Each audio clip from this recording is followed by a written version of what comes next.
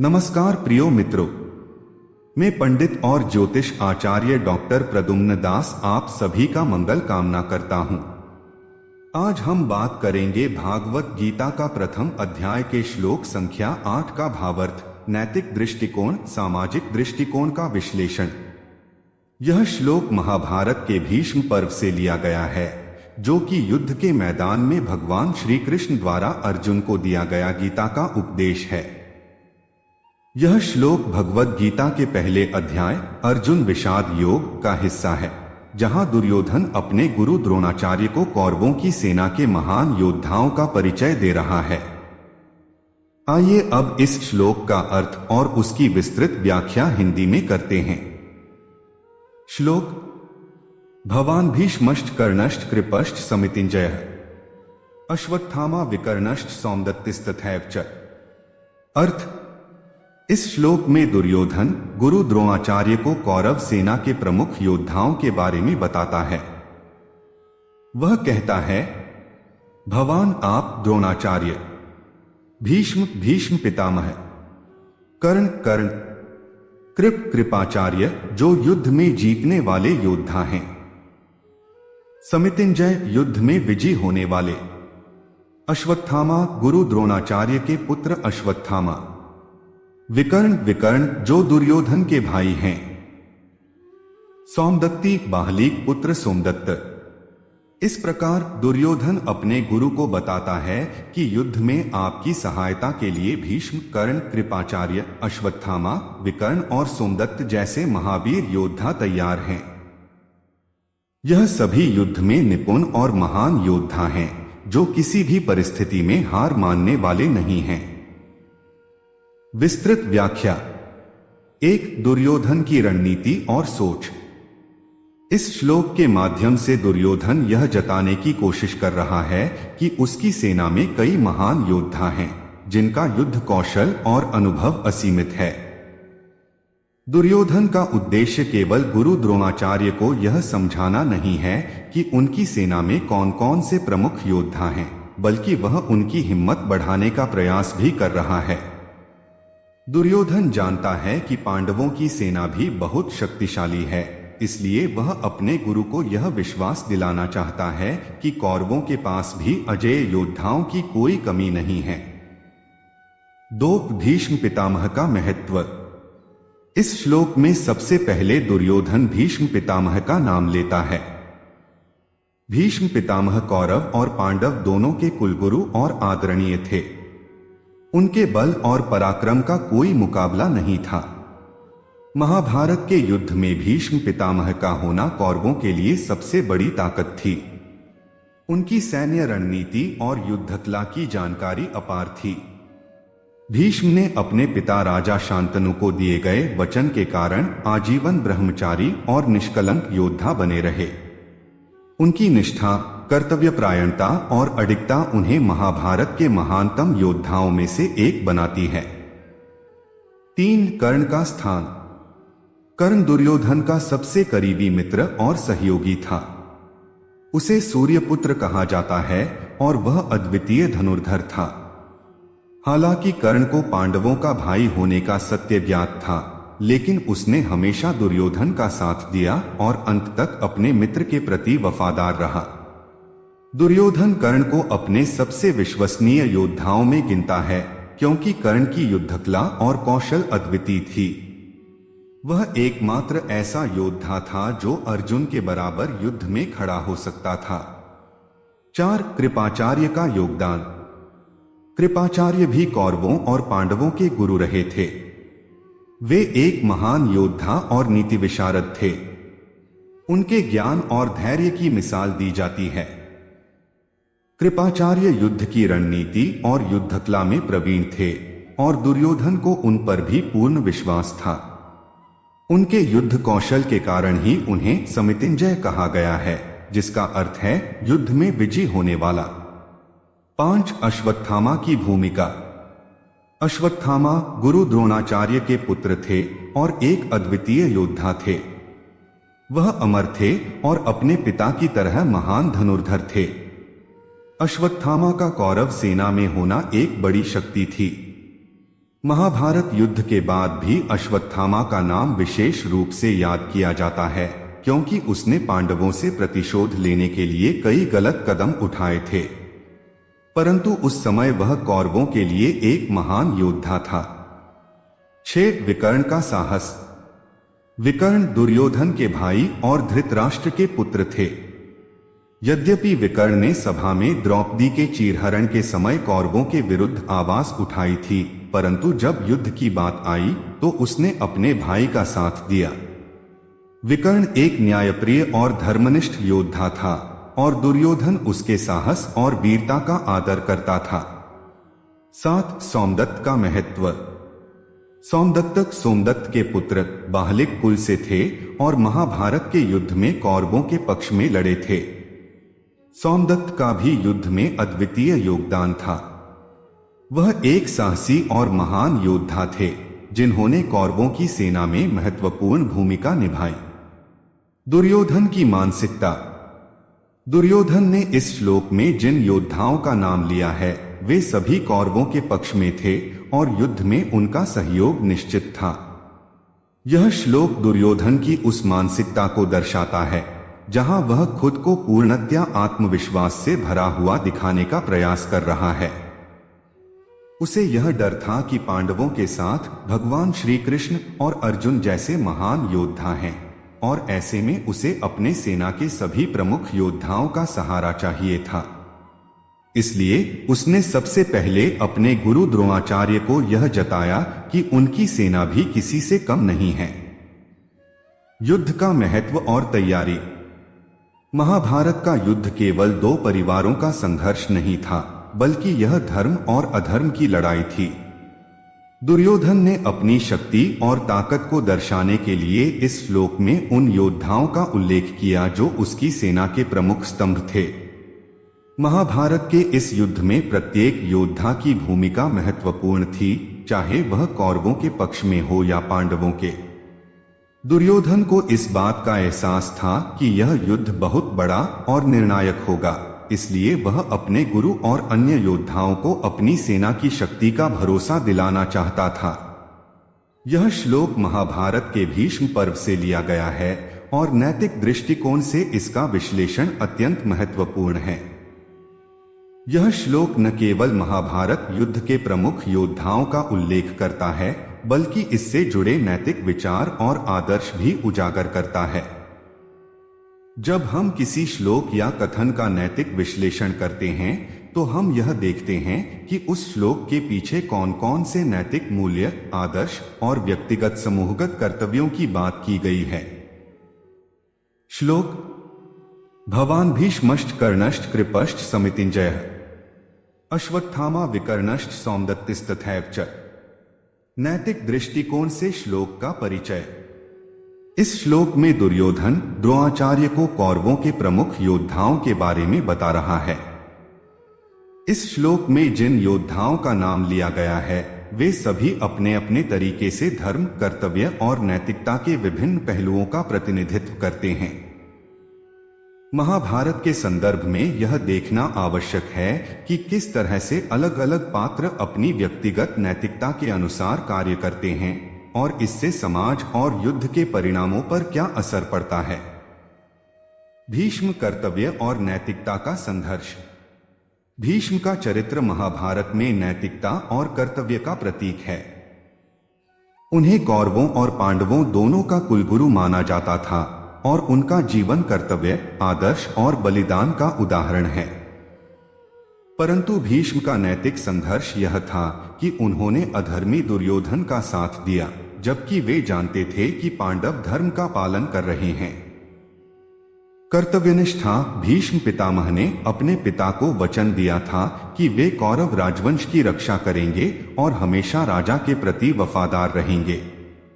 इस वचन को निभाने के कारण भीष्म ने दुर्योधन का साथ दिया, भले ही वे जानते थे कि दुर्योधन अधर्मी है। नैतिकता और धर्म। भीष्म के लिए धर्म के प्रति निष्ठा महत्वपूर्ण थी, लेकिन यहाँ उनकी निष्ठा पारिवारिक कर्तव्यों से बंधी थी। वे अपने वचन के प्रति इतने समर्पित थे कि उन्होंने अधर्म के पक्ष में भी युद्ध किया। इस परिप्रेक्ष्य से देखा जाए तो भीष्म का नैतिक संघर्ष यह सवाल उठाता है कि क्या कर्तव्य की निष्ठा धर्म से ऊपर हो सकती है, और क्या एक योद्धा के लिए व्यक्तिगत नैतिकता से अधिक पारिवारिक और सामाजिक कर्तव्य महत्वपूर्ण होते हैं। भीष्म का यह संघर्ष समाज में नैतिकता के बारे में एक महत्वपूर्ण विचार प्रस्तुत करता है। क्या नैतिकता का पालन करते समय कर्तव्य का अतिक्रमण करना उचित है, या कर्तव्य की निष्ठा सर्वोपरि है? कर्ण, मित्रता और नैतिकता का टकराव। कर्ण का चरित्र महाभारत में नैतिकता और व्यक्तिगत संघर्ष का एक अनूठा उदाहरण है। कर्ण सूर्यपुत्र थे, लेकिन समाज ने उन्हें सूतपुत्र मानकर तिरस्कृत किया। कर्ण ने जीवन भर अपने साथ हुए अन्याय का सामना किया और अंततः दुर्योधन के मित्र के रूप में उनका साथ दिया। मित्रता और वफादारी। कर्ण का सबसे बड़ा नैतिक संघर्ष यह था कि वे अपने मित्र दुर्योधन के प्रति अत्यंत वफादार थे। कर्ण ने हमेशा दुर्योधन का साथ दिया, भले ही उन्हें यह पता था कि दुर्योधन अधर्मी है। उनकी मित्रता इतनी गहरी थी कि वे सही और गलत का भेद भूल गए और अपने व्यक्तिगत कर्तव्य से ऊपर मित्रता को रखा। नैतिक दृष्टिकोण से यह दिखाता है कि समाज में जब व्यक्ति का जीवन संघर्षपूर्ण होता है तो वह किस प्रकार अपनी नैतिकता के साथ समझौता कर सकता है। न्याय और आत्मसम्मान। कर्ण हमेशा अपनी पहचान और न्याय के लिए संघर्ष करते रहे। उन्हें उनकी जाति के आधार पर समाज में उचित सम्मान नहीं मिला और यह उनके आत्मसम्मान को ठेस पहुंचाने वाला था। कर्ण ने कई बार अपने जीवन में सही और न्यायपूर्ण कार्य किए, लेकिन अंततः उन्होंने दुर्योधन का साथ दिया क्योंकि वह उन्हें सम्मान देता था। इस नैतिक संघर्ष से यह प्रश्न उत्पन्न होता है कि क्या आत्मसम्मान और व्यक्तिगत संबंध नैतिकता के नियमों से ऊपर हो सकते हैं? कृपाचार्य, परंपरा और नैतिकता का द्वंद्व। कृपाचार्य, जो कौरव और पांडव दोनों के गुरु थे, नैतिकता और परंपरा के प्रतीक हैं। कृपाचार्य का नाम इस श्लोक में समितिंजय के रूप में लिया गया है, जिसका अर्थ होता है युद्ध में विजयी। लेकिन क्या यह नैतिक जीत थी या केवल एक पारंपरिक और सामाजिक दायित्व का पालन? परंपरा और कर्तव्य। कृपाचार्य अपने परंपरागत कर्तव्यों के प्रति निष्ठावान थे।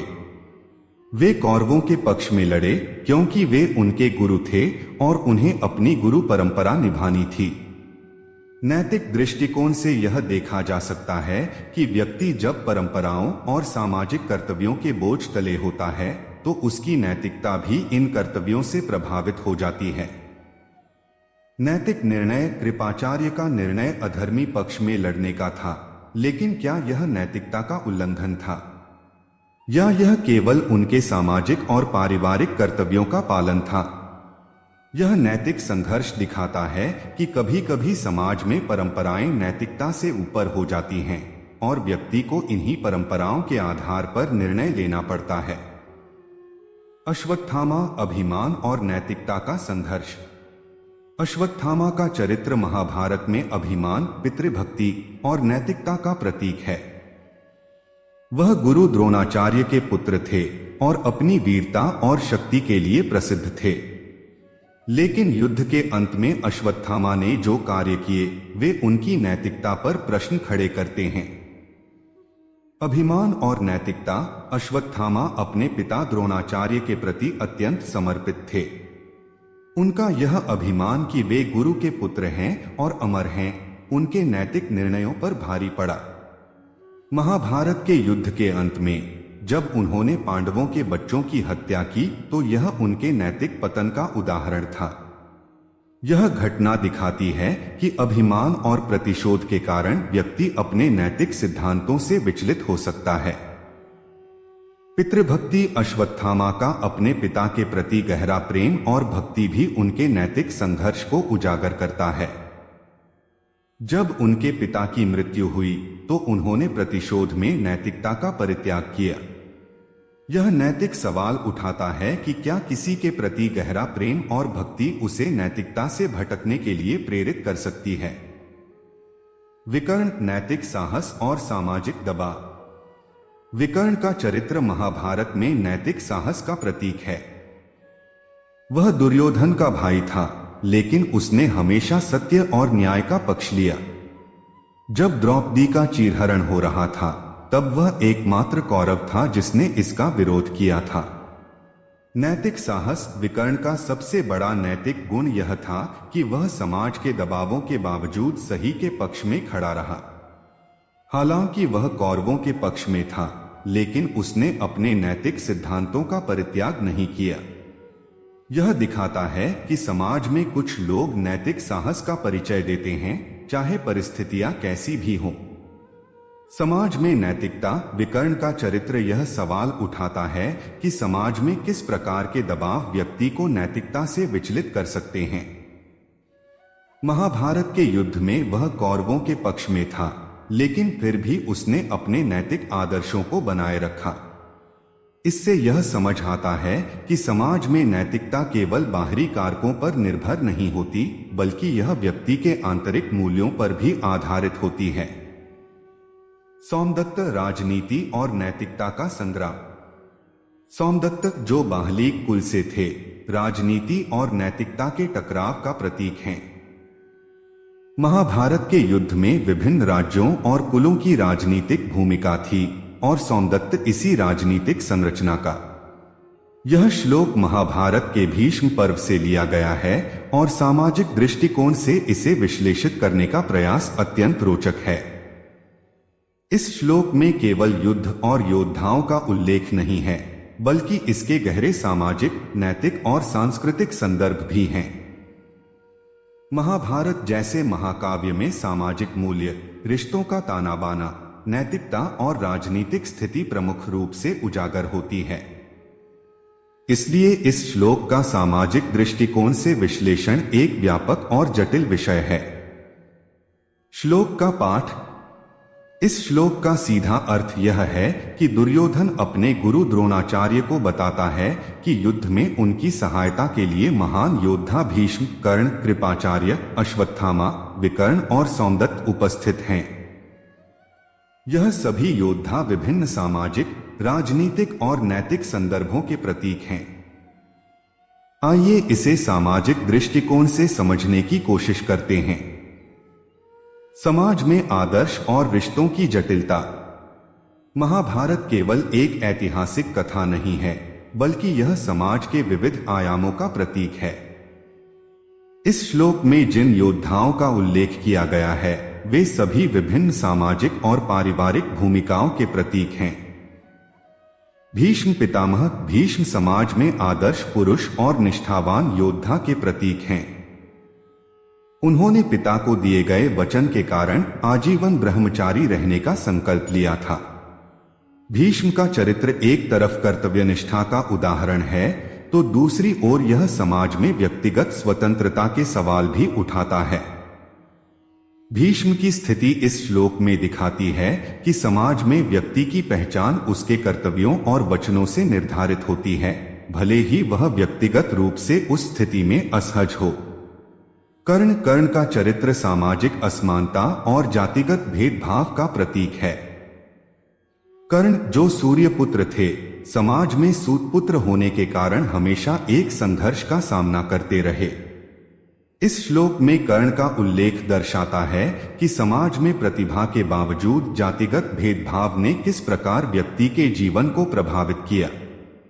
कर्ण का दुर्योधन के साथ होना यह भी दिखाता है कि जब समाज किसी को उसका उचित स्थान नहीं देता, तो वह अन्याय के पक्ष में भी जा सकता है।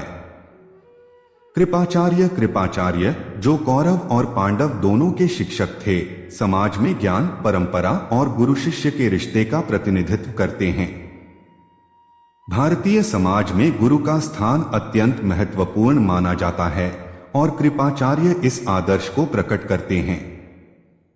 लेकिन कृपाचार्य का कौरवों के पक्ष में होना यह सवाल खड़ा करता है कि क्या ज्ञान और परंपरा हमेशा सत्य और न्याय के साथ होती हैं, या फिर वे सत्ता के साथ भी समझौता करती हैं। अश्वत्थामा का चरित्र पितृभक्ति और व्यक्तिगत अभिमान का प्रतीक है। वह द्रोणाचार्य का पुत्र होने के नाते अपनी पिता की विरासत को आगे बढ़ाने का प्रयास करता है। यह चरित्र सामाजिक दृष्टिकोण से दिखाता है कि परिवार और वंश की महत्ता समाज में कितनी गहराई से जमी होती है। अश्वत्थामा का पांडवों के प्रति द्वेष और प्रतिशोध यह दर्शाता है कि सामाजिक परिप्रेक्ष्य में व्यक्तिगत भावनाएं और रिश्ते किस प्रकार संघर्ष को जन्म दे सकते हैं। विकर्ण जो दुर्योधन का भाई है, अपने नैतिक दृष्टिकोण के लिए जाना जाता है। द्रौपदी के चीरहरण के समय वह एकमात्र कौरव था जिसने इसका विरोध किया था। विकर्ण का चरित्र समाज में नैतिकता और पारिवारिक वफादारी के बीच के संघर्ष को दर्शाता है। इस श्लोक में उसका उल्लेख यह संकेत देता है कि सामाजिक दबावों के बावजूद कुछ लोग हमेशा नैतिक रूप से सही निर्णय लेने की कोशिश करते हैं। सोमदत्त बाहलिक कुल से हैं, जो कि बाहरी शक्तियों और जातीय समूहों के साथ राजनीतिक गठबंधन का प्रतीक है। इस श्लोक में उनका उल्लेख यह दर्शाता है कि महाभारत का युद्ध केवल एक पारिवारिक या व्यक्तिगत संघर्ष नहीं था, बल्कि इसमें कई बाहरी शक्तियां भी जुड़ी थीं। यह समाज में राजनीतिक गठजोड़ और शक्ति संतुलन के महत्व को दर्शाता है। धर्म और अधर्म का संघर्ष। महाभारत का केंद्रीय विषय धर्म और अधर्म के बीच का संघर्ष है। यह श्लोक भी इस संघर्ष का प्रतिबिंब है। सामाजिक दृष्टिकोण से धर्म केवल व्यक्तिगत धार्मिकता नहीं है, बल्कि समाज में न्याय, सत्य और कर्तव्य का पालन है। इस श्लोक में जिन योद्धाओं का उल्लेख किया गया है, वे सभी अपने अपने दृष्टिकोण से धर्म का पालन कर रहे थे, चाहे वह कौरवों के पक्ष में थे या पांडवों के खिलाफ। भीष्म अपने कर्तव्यों के प्रति अडिग थे, लेकिन वे धर्म के सवाल पर उलझे हुए थे, क्योंकि वे जानते थे कि दुर्योधन अधर्म का समर्थन कर रहा है। कर्ण के लिए धर्म मित्रता निभाना था, इसलिए उन्होंने दुर्योधन का साथ दिया, भले ही उन्हें यह पता था कि दुर्योधन गलत है। कृपाचार्य और अश्वत्थामा जैसे योद्धा अपने व्यक्तिगत और पारिवारिक कर्तव्यों के कारण धर्म के बजाय वफादारी को प्राथमिकता दे रहे थे। यह श्लोक समाज में नैतिक संघर्ष को दर्शाता है, जहां सही और गलत का निर्णय हमेशा स्पष्ट नहीं होता, बल्कि यह व्यक्तिगत और सामाजिक परिस्थितियों पर निर्भर करता है। समाज में धर्म का पालन केवल व्यक्तिगत धर्म तक सीमित नहीं रहता, बल्कि यह सामाजिक संरचना और संबंधों के संदर्भ में भी देखा जाता है। जाति और सामाजिक वर्ग संघर्ष। महाभारत का यह श्लोक समाज में जाति और सामाजिक वर्गों के बीच संघर्ष को भी उजागर करता है।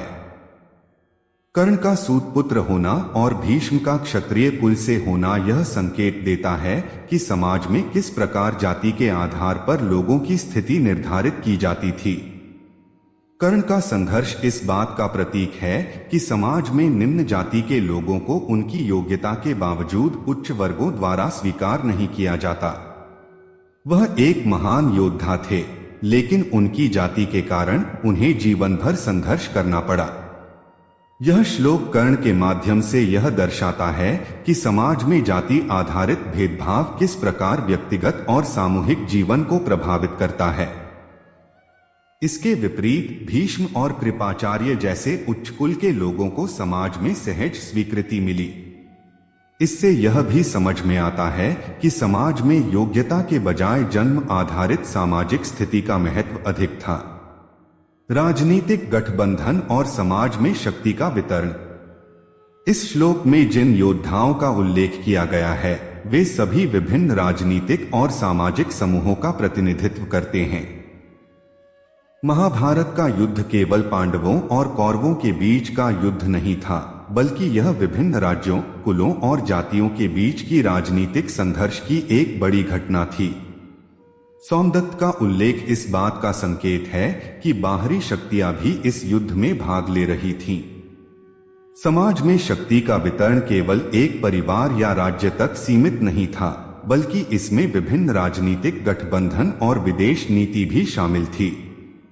भीष्म, कर्ण और अश्वत्थामा जैसे योद्धा विभिन्न प्रकार के सामाजिक और राजनीतिक गठबंधन के प्रतीक थे।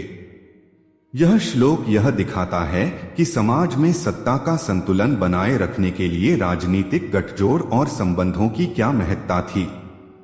मनोवैज्ञानिक और भावनात्मक संघर्ष। यह श्लोक केवल बाहरी संघर्षों का प्रतीक नहीं है, बल्कि इसमें आंतरिक, मनोवैज्ञानिक और भावनात्मक संघर्ष भी निहित है। समाज में हर व्यक्ति अपने व्यक्तिगत और सामाजिक कर्तव्यों के बीच उलझा रहता है, और यही संघर्ष महाभारत के युद्ध के समय के इन पात्रों के माध्यम से प्रकट होता है। भीष्म और कर्ण जैसे योद्धा अपने व्यक्तिगत कर्तव्यों और सामाजिक भूमिकाओं के बीच में फंसे हुए थे। वे जानते थे कि वे जिस पक्ष में हैं, वह अधर्म का पक्ष है, लेकिन फिर भी वे अपने सामाजिक और पारिवारिक कर्तव्यों के कारण उस पक्ष में बने रहे। निष्कर्ष, यह श्लोक महाभारत के उस महान युद्ध की तैयारी का परिचायक है, जहां दो महान सेनाएं आमने सामने थीं। दुर्योधन द्वारा इस श्लोक में जिन योद्धाओं का उल्लेख किया गया है, वे सभी युद्ध कला में निपुण और अजेय थे। इस श्लोक से यह भी स्पष्ट होता है कि महाभारत का युद्ध केवल भौतिक ताकत का नहीं, बल्कि मानसिक और भावनात्मक ताकत का भी युद्ध था।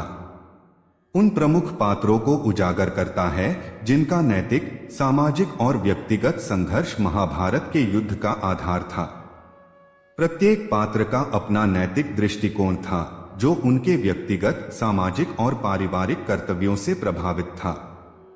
इस श्लोक का नैतिक विश्लेषण यह सिखाता है कि जीवन में कर्तव्य, नैतिकता, धर्म और सामाजिक दबावों के बीच एक गहरा संबंध होता है, और इनका निर्णय करना कभी कभी अत्यंत कठिन होता है।